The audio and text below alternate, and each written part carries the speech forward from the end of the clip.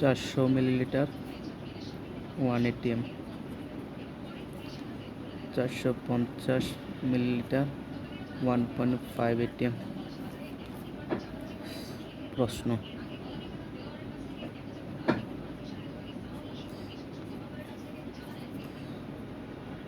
উদ্দীপকে গ্যাস দ্বয় মিশ্রণের পর ধরলাম গ্যাস 1 বা গ্যাস 2। উদ্দীপকের গ্যাস দ্বয় মিশ্রণের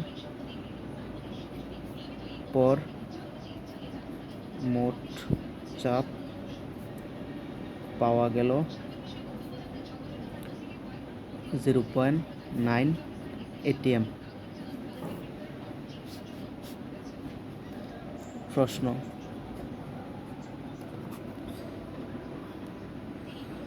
এই উদ্দীপকের প্রাপ্ত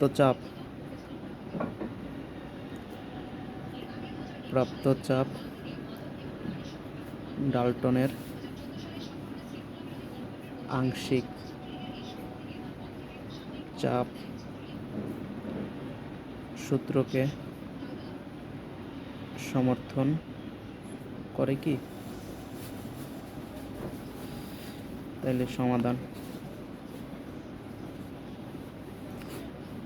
এই উদ্দীপকের মোট চাপ দেওয়া আছে 0.9 ATM। উদ্দীপকের প্রাপ্ত মোট চাপ 0.9 ATM। ডাল্টনের সূত্র দিয়ে যদি চাপ বের করি, তাহলে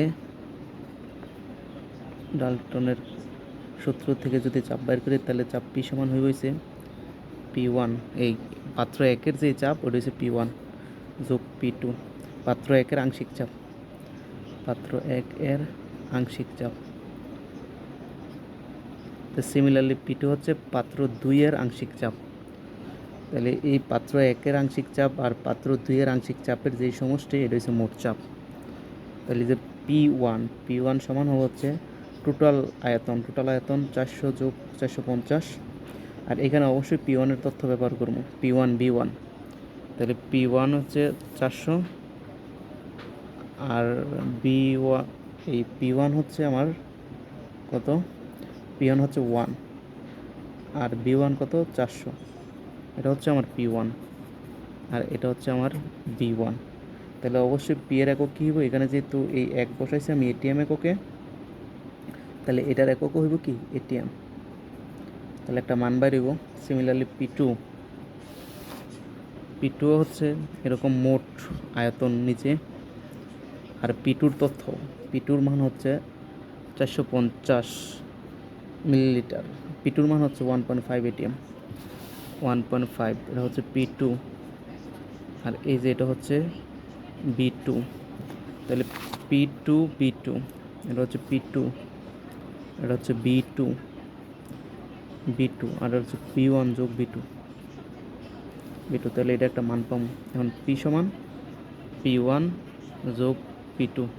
কারণ এই যে P1 একটা মান পাইছি, P2-রও আর একটা মান পাইছি। যদি ওই উদ্দীপকে দেওয়া আছে 0.9 ATM, উদ্দীপকে দেওয়া আছে 0.9 ATM। যদি উদ্দীপকের মানের এখানে যদি 0.9 ATM বাইর হয়, তাইলে সে ডাল্টনের চাপ সূত্রের সমর্থন করে, আর যদি না বাইর হয় তাহলে করে না।